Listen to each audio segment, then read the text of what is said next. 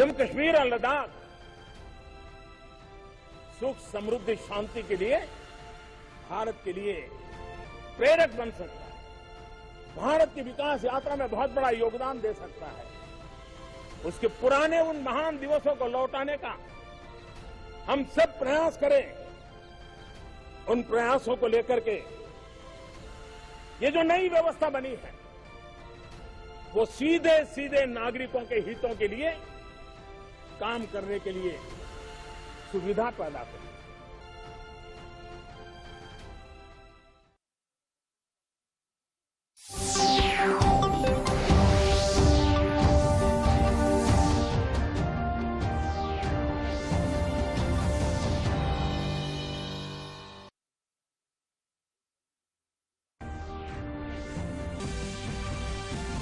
प्रधानमंत्री नरेंद्र मोदी ने की स्वच्छ भारत मिशन के दूसरे चरण की शुरुआत। शहरी परिवर्तन के लिए अटल मिशन अमृत 2.0 के दूसरे चरण का भी किया शुभारंभ।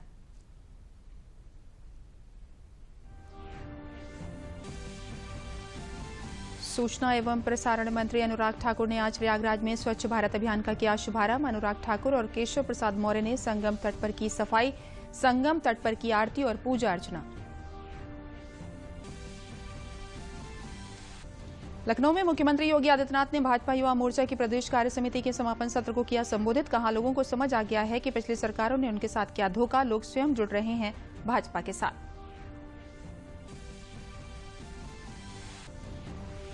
और मुख्यमंत्री योगी आदित्यनाथ ने आज नव चयनित 110 नायब तहसीलदारों को नियुक्ति पत्र किए वितरित। कहा, आज प्रदेश के नौजवानों को विभिन्न सेवाओं में पारदर्शी तरीके से चयन के बाद सेवा का मिल रहा है अवसर।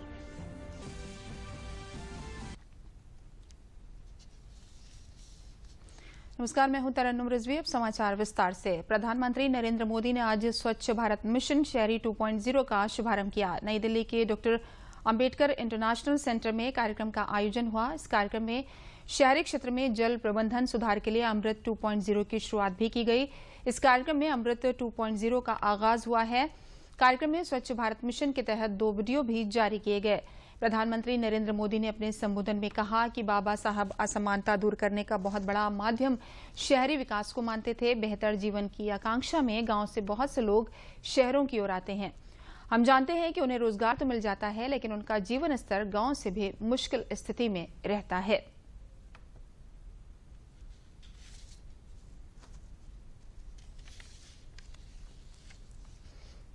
बाबा साहब असमानता दूर करने का बहुत बड़ा माध्यम शहरी विकास को मानते थे। बेहतर जीवन की आकांक्षा में गांवों से बहुत से लोग शहरों की तरफ आते हैं। हम जानते हैं कि उन्हें रोजगार तो मिल जाता है, लेकिन उनका जीवन स्तर गांवों से भी मुश्किल स्थिति में रहता है। ये उन पर एक तरह से दोहरी मार की तरह होता है। एक तो घर से दूर और ऊपर से ऐसी कठिन स्थिति में रहना। इस हालात को बदलने पर, इस असमानता को दूर करने पर बाबा साहब का बड़ा जोर था। स्वच्छ भारत मिशन और मिशन अमृत का अगला चरण बाबा साहब के सपनों को पूरा करने की दिशा में भी एक अहम कदम है। प्रधानमंत्री ने मिशन अमृत के विषय में बोलते हुए कहा कि मिशन अमृत के अगले चरण में देश का लक्ष्य देश में सीवेज और सेप्टिक मैनेजमेंट बढ़ाना, अपने शहरों को जल संरक्षित शहर बनाना और ये सुनिश्चित करना है कि हमारी नदियों में कहीं भी गंदा नाला ना गिरे।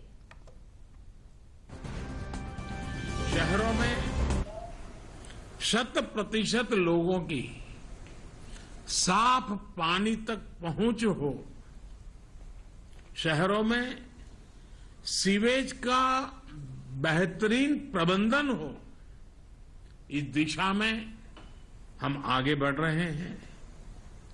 मिशन अमृत के अगले चरण में देश का लक्ष्य है सीवेज और सेप्टिक मैनेजमेंट बढ़ाना, अपने शहरों को वाटर सिक्योर सिटीज बनाना और ये सुनिश्चित करना कहीं पर भी कोई गंदा नाला न गिरे। प्रधानमंत्री नरेंद्र मोदी ने देश को खुले में शौच मुक्त करने की बात करते हुए कहा कि 2014 में भारत को खुले में शौच से मुक्त करने का ODF बनाने का संकल्प लिया था। 10 करोड़ से ज्यादा शौचालयों के निर्माण के साथ देशवासियों ने यह संकल्प पूरा किया। अब स्वच्छ भारत मिशन अर्बन 2.0 का लक्ष्य कचरा मुक्त शहर बनाना है। भारत हर दिन करीब 1 लाख टन वेस्ट प्रोसेस कर रहा है। 2014 में जब देश ने अभियान शुरू किया था, तब देश में हर दिन पैदा होने वाले वेस्ट का 20% से भी कम प्रोसेस होता था। आज हम करीब 70% डेली वेस्ट प्रोसेस कर रहे हैं। सूचना एवं प्रसारण और युवा मामले एवं खेल मंत्री अनुराग ठाकुर ने आज में आजादी का अमृत महोत्सव के तहत स्वच्छ भारत अभियान यानी क्लीन इंडिया कैंपेन का शुभारंभ किया। इस अवसर पर केंद्रीय मंत्री अनुराग ठाकुर ने स्वच्छ भारत पुस्तिका का विमोचन भी किया। इस मौके पर अनुराग ठाकुर ने कार्यक्रम में मौजूद लोगों को स्वच्छता अभियान से जुड़ने का संकल्प दिलाया। कार्यक्रम में संबोधित करते हुए केंद्रीय मंत्री अनुराग ठाकुर ने कहा, देश और दुनिया का सबसे बड़ा स्वच्छता अभियान है क्लीन इंडिया। उन्होंने संगम, संस्कृति और संस्कारों की नगरी से आए लोगों का आभार जताया।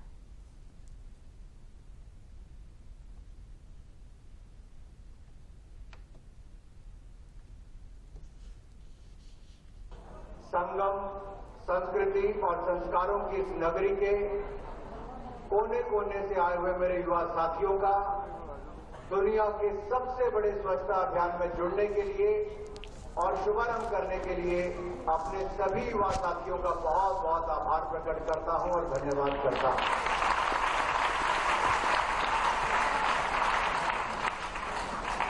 मैंने उप मुख्यमंत्री जी, मंत्री जी और सबसे पहले युवा साथियों का नाम और धन्यवाद इसलिए किया है क्योंकि इस कार्यक्रम को जन जन तक पहुंचाने का संकल्प भी अगर किसी ने लिया है तो आपने लिया है। जन सहयोग से, जन भागीदारी से जन आंदोलन बनाने का संकल्प भी आपने ही लिया है। और संगम की धरती से, ऐतिहासिक नगरी प्रयागराज से यहां के युवाओं ने जब भी कोई संकल्प लिया तो उसको अधूरा नहीं छोड़ा, उसको पूरा करने का काम सदा आपने किया है मेरे भाइयों और बहनों। अनुराग ठाकुर ने कहा कि हिंदुस्तान के युवा कुछ तय कर लेते हैं तो उसे पूरा करके रहते हैं। स्वच्छता अभियान को भी युवा इसी तरह सफल बना सकते हैं। 31 अक्टूबर तक हर गांव में अभियान चलेगा। इस चुनौती को युवा पूरा करने के लिए तैयार हैं। उन्होंने जापान का उदाहरण देकर प्लास्टिक कचरे के निस्तारण में आगे आने की अपील की। हिंदुस्तान के युवा जब तय कर लेते हैं कुछ करना है तो उनको अंग्रेजों की बंदूकें भी नहीं रोक पाई थी। अगर स्वतंत्रता संग्राम में हिंदुस्तान के युवाओं ने अहम भूमिका निभाई थी तो स्वतंत्रता संग्राम से स्वच्छता अभियान में हिंदुस्तान के नौजवान ही क्रांतिकारी सोच को आगे लेकर आएंगे मेरे भाइयों। आज से 31 अक्टूबर तक पूरे हिंदुस्तान के हर जिला में, हर गांव में, हर पंचायत में अभियान चलेगा। हर रोज आंकलन होगा किस पंचायत के किस गांव में सबसे बड़ा स्वच्छता अभियान किया है। तो मैं अपने युवा साथियों से पूछना चाहता हूं, इस चुनौती को स्वीकार करने के लिए तैयार हो? स्वच्छता अभियान से जुड़ने के लिए तैयार हो? अपनी प्रयागराज को स्वच्छ करने के लिए तैयार हो?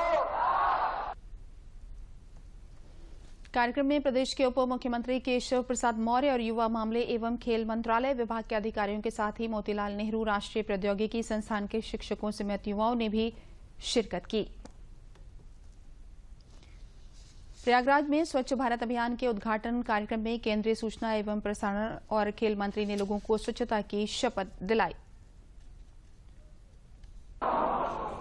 मैं विश्वास करता हूं कि भारत का विकास उसके नागरिकों के स्वस्थ और सक्रिय रहने में निहित है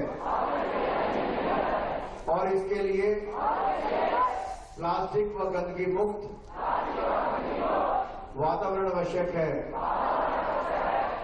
आजादी के अमृत महोत्सव के अवसर पर मैं संकल्प लेता हूं, स्वच्छता अभियान को जन भागीदारी से जन आंदोलन बनाऊंगा। आज मैं इस स्वच्छता अभियान से जुड़ने का संकल्प लेता हूं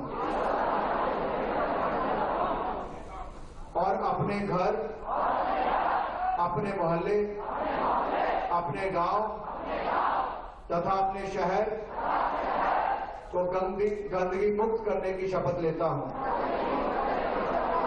जय हिंद। प्रयागराज में स्वच्छ भारत मिशन के शुभारंभ के अवसर पर उप मुख्यमंत्री केशव प्रसाद मौर्य ने स्वच्छता अभियान में युवाओं की भूमिका पर जोर दिया। उन्होंने कहा कि देश का सबसे बड़ा स्वच्छता अभियान की शुरुआत का गौरव प्रयागराज को मिला है। उन्होंने कहा कि प्रधानमंत्री नरेंद्र मोदी के नेतृत्व में आज देश भर में स्वच्छ भारत मिशन 2.0 की शुरुआत देश भर में हुई है और इस अभियान के तहत दिन प्रतिदिन स्वच्छता की प्रगति से अवगत कराने की व्यवस्था भी शुरू की गई है। देश के माननीय प्रधानमंत्री जी ने लाल किले के प्राचीर से खड़े होकर के स्वच्छ भारत स्वस्थ भारत का एक महामंत्र इस देश को दिया था और स्वयं सफाई के कार्य की शुरुआत की और पूरा देश उस अभियान का हिस्सा बन रहा है धीरे धीरे। लेकिन अभी भी बहुत कुछ करना बाकी है। मैं आदरणीय अनुराग ठाकुर जी को बताना चाहता हूं प्रयागराज के कुंभ में, लेकिन उनको कोई कमी नहीं मिली, लेकिन गंदगी का एक कण भी कहीं पर नहीं देखने को मिला। सूचना एवं प्रसारण मंत्री अनुराग ठाकुर ने आज प्रयागराज में संगम तट पहुंचे। अनुराग ठाकुर और उप मुख्यमंत्री केशव प्रसाद मौर्य ने संगम तट पर आरती एवं पूजा अर्चना की। इस अवसर पर प्रदेश सरकार में खेल मंत्री उपेंद्र तिवारी ने केंद्रीय मंत्री अनुराग ठाकुर का संगम तट पर स्वागत किया।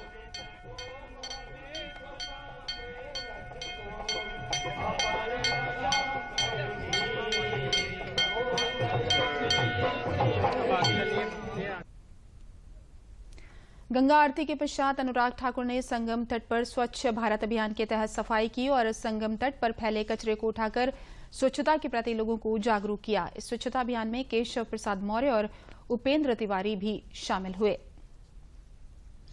और अब आइए सुनते हैं ये संदेश।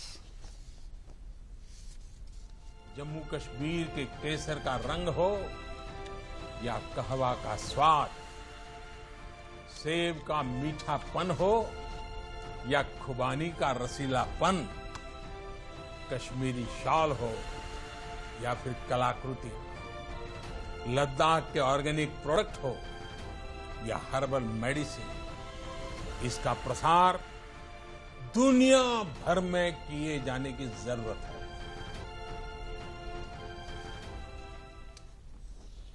समाचारों में आगे बढ़ते हैं। लखनऊ में भारतीय जनता पार्टी युवा मोर्चा की प्रदेश कार्य समिति के समापन सत्र में मुख्यमंत्री योगी आदित्यनाथ शामिल हुए।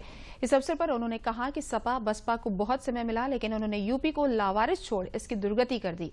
भाजपा सरकार में जिन 42 लाख लोगों को आवास मिले वो स्वयं भाजपा के साथ जुड़ रहे हैं, क्योंकि इन लोगों को समझ आ गया है कि पिछली सरकारों ने उनके साथ धोखा किया। मुख्यमंत्री ने कहा कि हमारी सरकार में बड़े से बड़े विकास कार्य चल रहे हैं, कहीं कोई विवाद नहीं। अगर किसी किसान ने जमीन दी है तो कुछ घंटों में पैसा उसके खाते में चला जाता है। 15 वर्षों में कुछ लोगों ने उत्तर प्रदेश की दिशा बदल दी, तकदीर बदल दी, नष्ट कर दी, पहचान समाप्त कर दी। लेकिन भारतीय जनता पार्टी के नेतृत्व की सरकार ने मात्र 4.5 वर्ष के अंदर उत्तर प्रदेश को फिर से उसके गौरव को दिलाने की ओर अग्रसर करके उसको अपनी उसकी पहचान दिलाने का कार्य किया है। और ये स्थितियां अचानक नहीं आई। जब नेतृत्व के प्रति एक निष्ठा होती है, यशस्वी मार्गदर्शन होता है, और अक्सर से उसका पालन करते हुए जब एक एक कार्यकर्ता लगता है तब ये परिणाम सामने आते हैं।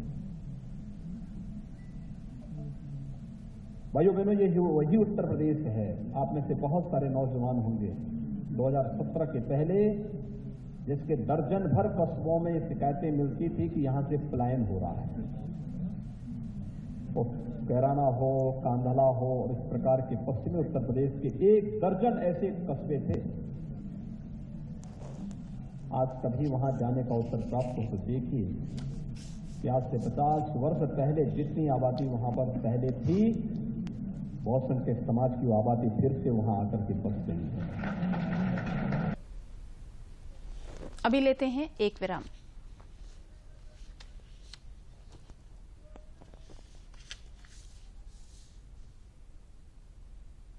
Just look at it, sir. 0 to 100 in 5 seconds flat.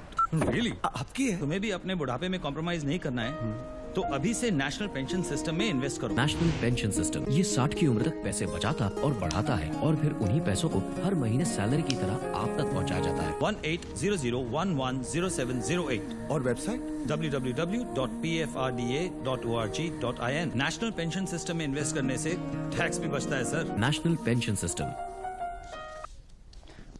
बढ़ते हैं अगली खबर की ओर। मुख्यमंत्री योगी आदित्यनाथ ने आज उत्तर प्रदेश लोक सेवा आयोग द्वारा आयोजित सम्मिलित राज्य प्रवर अधीनस्थ सेवा परीक्षा 2019 में चयनित नायब तहसीलदारों को नियुक्ति पत्र वितरित किए। इस अवसर पर उत्तर प्रदेश लोक सेवा आयोग द्वारा नव चयनित 145 नायब तहसीलदारों में से 110 को नियुक्ति पत्र सौंपे गए। मुख्यमंत्री योगी आदित्यनाथ ने अपने संबोधन में कहा कि प्रदेश वही है, तंत्र और संसाधन वही हैं, लेकिन पिछले 4.5 वर्षों में प्रदेश की छवि बदली है। आज प्रदेश के नौजवानों को विभिन्न सेवाओं में पारदर्शी तरीके से चयन के बाद सेवा का अवसर प्राप्त हो रहा है। आप में से बहुत सारे अभ्यर्थी ऐसे रहे होंगे जिन्होंने 2019 के पहले भी अलग अलग परीक्षाएं दी होंगी और उस समय आपकी योग्यता और प्रतिभा होने के बावजूद आपका चयन नहीं हुआ होगा, क्योंकि व्यवस्था में कुछ खोट था। योग्य और प्रतिभावान लोगों को अवसर नहीं मिल पाता था। उस समय चयन की प्रक्रिया की विसंगति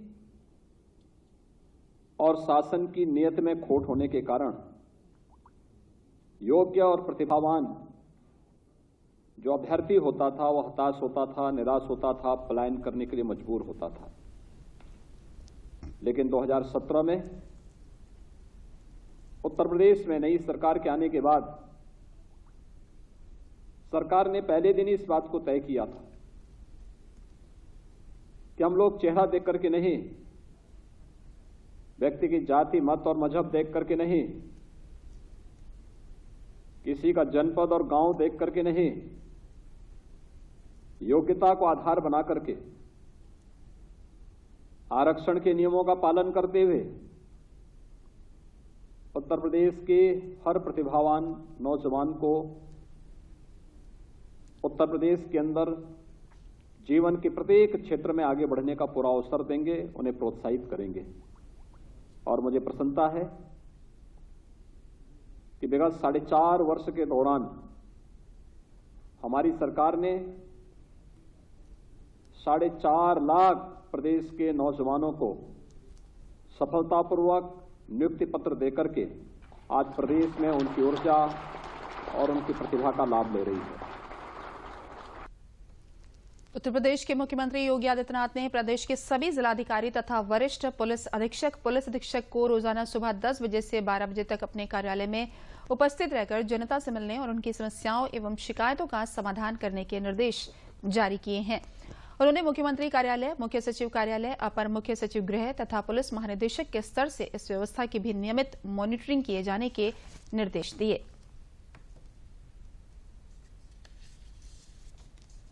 समाचारों में आगे बढ़ने से पहले आइए लेते हैं एक विराम। मुद्दे जनता के, सवाल विपक्ष के, जवाब सरकार का, सिर्फ तथ्यों पर बात। शाम 7:30 से 8:30 सोमवार से शुक्रवार चर्चा में डीडी उत्तर प्रदेश पर। विराम के बाद दूरदर्शन समाचारों में आपका फिर से स्वागत है। बढ़ते हैं अगली खबर की ओर। समाजवादी पार्टी के राष्ट्रीय अध्यक्ष अखिलेश यादव ने आज प्रेस कॉन्फ्रेंस कर प्रदेश सरकार की आलोचना की।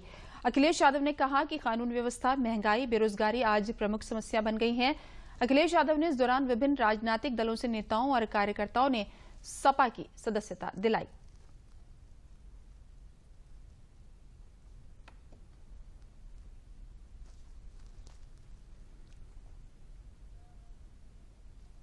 सबको पता है महंगाई है, सबको पता है बेरोजगारी है, सबको पता है कि अन्याय हो रहा है, लेकिन कमाल की भारतीय जनता पार्टी है, उसे पता ही नहीं है कि महंगाई हो रही है।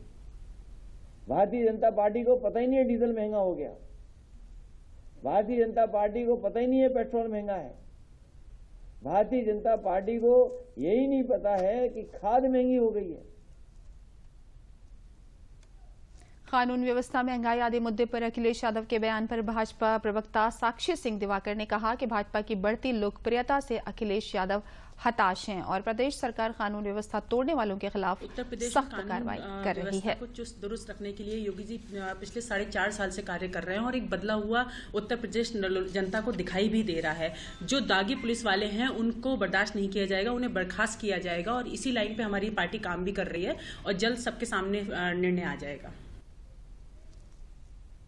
उत्तर रेलवे लखनऊ मंडल अपने सभी स्टेशनों के सौंदर्यीकरण के साथ तेज रफ्तार गाड़ियों की निकासी के लिए तेजी से कार्य कर रहा है। लखनऊ में आज इसकी जानकारी देते हुए मंडल रेल प्रबंधक एसके सापरा ने बताया कि अयोध्या, वाराणसी और लखनऊ के स्टेशनों का सौंदर्यीकरण किया गया है और लूप लाइन समेत डबल लाइन का कार्य भी तेजी से किया जा रहा है। उन्होंने कहा कि कोविड महामारी के दौरान माल ढुलाई में आई कमी को अब पूरा कर लिया गया है और लक्ष्य के अनुरूप हम इसे प्राप्त कर रहे हैं। लखनऊ मंडल के से होते हुए जो गाड़ियों का हमारा जो मूवमेंट है उसमें बहुत तेजी आएगी और हम मुगल सराय से किसी गाड़ी को रिसीव करेंगे, किसी मालगाड़ी को, तो उसको हम बहुत तेज गति से उसको हम मुरादाबाद मंडल को हस्तांतरित कर पाएंगे। तो ये हमारे 2 इम्पॉर्टेंट कार्य हैं। उसके अलावा जो सुल्तानपुर के हमारे वैकल्पिक रूट्स हैं, जैसे एक फैजाबाद लूप है और एक रायबरेली वाला रूट है। रायबरेली वाले रूट में हमारा लखनऊ से अमेठी तक का डबलिंग हो गया है। उधर बनारस से जंघई तक की डबलिंग पहले ही पूरी हो चुकी है। तो अब जंघई से अमेठी के बीच में जो 87 किलोमीटर है, अब हमारा पूरा फोकस उस पर है। और उसके अलावा जो वहाँ पर भी जो 2 बॉटलनेक थे हमारे, एक प्रतापगढ़ स्टेशन और एक रायबरेली स्टेशन। रायबरेली स्टेशन का कार्य पूरा हो चुका है, प्रतापगढ़ और दिसंबर में हो जाएगा। तो हमारा वो रूट भी मेन रूट की तरह हो जाएगा। उसके बाद फिर फैजाबाद वाला जो हमारा हिस्सा है, उसमें हमारा एक अयोध्या एक बहुत महत्वपूर्ण स्टेशन है, जहाँ पर आने वाले दिनों में यात्रियों की संख्या काफ़ी बढ़ेगी। तो वहाँ पर और अधिक रेलगाड़ियों का संचालन आवश्यक होगा। तो उसके लिए उस पूरे रूट की भी डबलिंग की जा रही है, जो दिसंबर 2023 में पूरी की जाएगी। पूर्वोत्तर रेलवे लखनऊ मंडल द्वारा 16 सितंबर से 2 अक्टूबर तक स्वच्छता पखवाड़े का आयोजन किया जा रहा है। मंडल रेल प्रबंधक मोनिका अग्निहोत्री ने बताया कि 16 सितंबर से 2 अक्टूबर तक चलने वाले स्वच्छता पखवाड़े के प्रत्येक दिन को एक दिवस के रूप में मनाया जा रहा है, जैसे स्वच्छ स्टेशन दिवस, स्वच्छ रेलगाड़ी दिवस, स्वच्छ आदत दिवस, स्वच्छ परिसर दिवस आदि के रूप में दिवस का संचालन किया जा रहा है। साथ ही अतिक्रमण हटाने के साथ साथ कूड़े का निस्तारण आदि के रूप में किया जा रहा है। 16 सितंबर से जो स्वच्छता पखवाड़ा हमारा शुरू हुआ और 2 अक्टूबर को इसका समापन है, इस दौरान हम लोगों ने प्रत्येक दिवस का एक शेड्यूल और प्रोग्राम निकाला, जिसमें कि हम लोगों ने स्वच्छता अवेयरनेस, पहला जो हमारा दिन था वो स्वच्छ अवेयरनेस दिन था, दूसरा स्वच्छ station, clean train, clean habit, clean office, स्वच्छ ट्रैक, स्वच्छ हॉस्पिटल एवं रेलवे कॉलोनी, स्वच्छ toilet, anti littering campaign, clean food, clean water, green railways, cleanliness dialogue, स्वच्छ वेबिनार, स्वच्छ प्रतियोगिता, स्वच्छ समीक्षा और अंतिम दिन गांधी जयंती के दिन इसका समापन होगा। जो हमारे सबसे बड़े स्टेशंस हैं और जो हमारे कुछ हॉटस्पॉट्स हैं वो हमने आइडेंटिफाई किए थे, जहां पे सबसे ज़्यादा कचरा, गार्बेज लोग फेंकते हैं या इकट्ठा हो जाता है, उस पे हमारा मेन फोकस था और उनको हमने साफ किया। जैसे जुगौली क्रॉसिंग या रकाबगंज, ऐसी जगहों पर, या ऐशबाग, ऐसी जगहों पर हम लोगों ने अपना प्रयास किया कि अधिक से अधिक इसका असर दिखाई पड़े। और हमारी अपील है सभी सिटीजन से कि वो लोग भी हमारा लगातार सहयोग करें, क्योंकि हम लोग ये ड्राइव चलाते हैं, बीच बीच में भी चलाते रहते हैं, लेकिन फिर वहाँ पे लिटरिंग ना करें, गार्बेज ना फेंकें और कूड़ेदान में ही कूड़ा डालें, जिससे हम अपने परिसर को स्वच्छ रख सकें। और अब आइए सुनते हैं ये संदेश। जम्मू हो या कश्मीर, विकास का संतुलन अब जमीन पर दिख रहा है। जम्मू कश्मीर में ही डिलिमिटेशन कमीशन का गठन हो चुका है। लद्दाख भी विकास की अपनी असीम संभावनाओं की तरफ आगे बढ़ चला है। एक तरफ लद्दाख आधुनिक इंफ्रास्ट्रक्चर का निर्माण होते देख रहा है, तो वहीं दूसरी तरफ सिंधु सेंट्रल यूनिवर्सिटी लद्दाख को उच्च शिक्षा का, हायर एजुकेशन का केंद्र भी बना रही है।